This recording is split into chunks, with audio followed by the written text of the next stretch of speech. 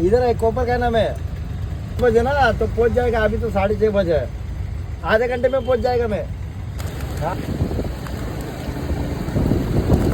तर पब्लिक इकडे कुठं आज? तर उद्या आमच्या दादांच्या घराची वास्तुशांती होती म्हणून मार्केटमध्ये एक तुळस खरेदी करायला आलोय. तिथनं तुळस खरेदी करून घरी आलो बघा. तरी नवीन बिल्डिंग बांधल्या बघा, हिची वास्तुशांती आहे. मग तिथून संध्याकाळी घरी बसून कंटाळा आला म्हणून जरा फिरून येऊया म्हणलं. जाता जाता रोडची रिक्षावाली सगळी आमच्याकडेच बघाल. तर ही अशी का आमच्याकडे बघाल काय समजतच नव्हतं. तर हा मामा बघा वाकून वाकून बघायला आलाय. काय बघायलाय काय माहिती.